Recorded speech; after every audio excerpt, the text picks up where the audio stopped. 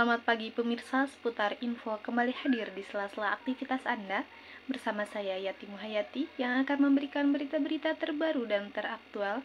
Pemirsa, di hari Senin 6 November 2023 tepatnya di pukul 08 sampai dengan 9.10 waktu Indonesia bagian Barat, mahasiswa UIN Sultan Maulana Hasanuddin Banten melakukan perkuliahan seperti biasanya, khususnya mahasiswa komunikasi penyiaran Islam. Baik pemirsa, bahwasannya mahasiswa komunikasi penyiaran Islam semester 5 hari ini telah menjelaskan tentang mengenal kondisi jurnalisme di Indonesia dan peran jurnalisme investigasi dalam masyarakat demokratis.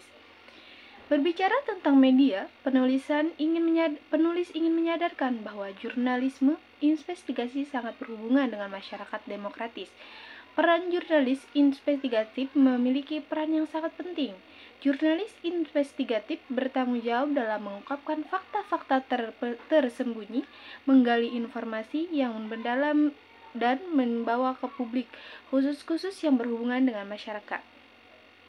Salah satunya narkoba yang melibatkan jaringan peredaran yang kompleks. Investigasi jurnalisme memiliki potensi untuk mengungkap praktik peredaran narkoba yang tersembunyi, menyoroti peran aktor-aktor terkait, dan memberikan pemahaman yang lebih baik tentang aliran narkoba serta dampak pada masyarakat. Selanjutnya, jurnalisme di era informasi.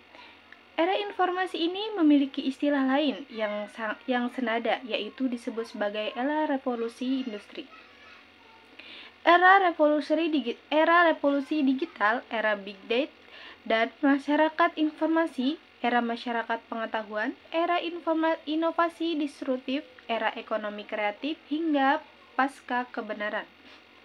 Di mana di era ini telah banyak perubahan-perubahan yang terjadi secara radikal. Era big data membawa penggunaan internet semakin tinggi sehingga berdampak pada informasi yang melimpah. Hal itu akan memberi kesempatan bagi industri jurnalistik. Kumpulan data dalam jumlah besar dapat diperoleh dan dianalisis untuk melakukan prediksi, membuat keputusan, membaca sebuah tren, memiliki tingkah laku konsumen, dan sebagainya. Dikutip dari penjelasan Marsha Nabila dalam reportasinya berjudul mendiskusikan pentingnya implementasi big data dalam jurnalistik di Daily Social ID. Munculnya media baru di Indonesia, jurnalisme di media baru atau sebagai jurnalisme daring berkembang setelah kemunculan Detikcom. Pada 1998, Detikcom menandai jurnalisme yang disiarkan melalui medium berbasis internet dengan penyajian cepat. Kehadiran Detikcom sebagai pelopor jurnalisme online di Indonesia dilandasi oleh momen perubahan sosial politik pada tahun 1998. Momen ini menggerakkan salah seorang pendiri Detikcom, yakni Budiono Darsono, untuk membuat sebuah media baru yang tidak mudah dibrandel dan mampu memberikan informasi cepat mungkin tanpa harus menunggu dicetak besok pagi. Perubahan lainnya dalam praktik jurnalisme online terjadi karena adanya sosial media.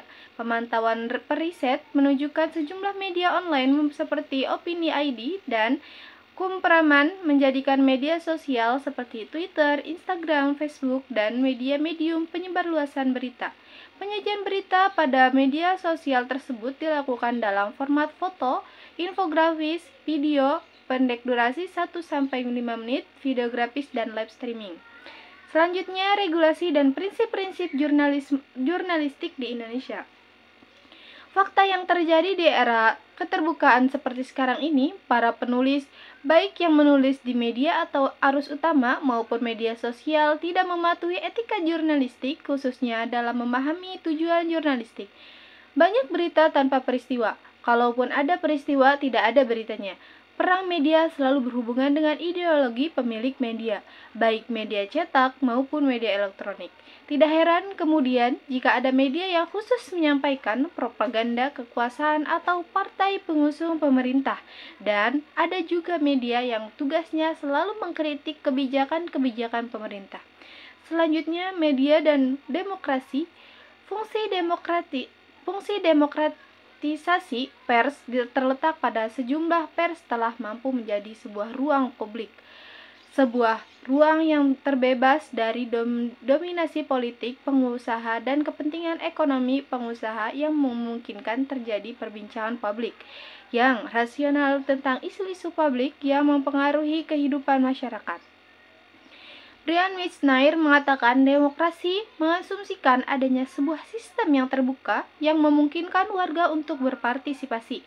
Untuk itu, mereka harus diberikan akses memadai terhadap media dan jaringan informasi yang memungkinkan terjadinya advokasi. Demokrasi juga mengasumsi khalayak dididik dan diberi pengetahuan yang cukup sehingga mereka dapat membuat keputusan rasional secara efektif menggunakan informasi yang disebarluaskan dalam ruang publik. Lebih lanjut, Wisnair mengajukan beberapa persyaratan yang harus dipenuhi media demi memperlancar proses demokrasi. Baik, kesimpulan dari materi tadi adalah dalam menjalankan fungsinya sebagai sarana kontrol sesuai yang diperlukan warga, jurnalis bersikap netral. Dalam menghadapi sumber berita, wartawan wajib bersikap jujur, sopan, dan menghormati sumber berita. Sekalipun kebebasan pers dijamin, namun dalam pelaksanaan kebebasan itu, wartawan tetap berpegang pada kode etik yaitu tidak memojokkan sumber berita. Kasus pengusiran wartawan, kekerasan, bahkan pembunuhan tidak akan terjadi bila wartawan mampu menyampaikan secara fakta, objektif, dan berimbang. Dalam kapasitasnya sebagai lembaga kontrol, pers wajib melakukan pelatihan dan penyelenggaraan untuk wartawan. Menurut Maximan Mangmiang, pelatihan jurnalistik akan mengantarkan pers pada suatu mutu dan standar jurnalisme, sekaligus ajang pendidikan profesionalisme. Mengapa membutuhkan pelatihan jurnalistik? Karena kualitas jurnalistik dapat dimaknai masih buruk karena sangat jauh menuju angka 100. Pada tahun 2019, tercatat 600 pengaduan masyarakat ke Dewan Pers yang sebagian besar karena pelanggaran kode etik jurnalistik. Antara lain karena tidak melakukan verkonfirmasi, masih menerima suap, cloning berita, dan plagiat. Baik pemirsa, sekian informasi yang dapat saya sampaikan. Saya Yati Muhayyati, selamat beraktivitas dan sampai jumpa kembali.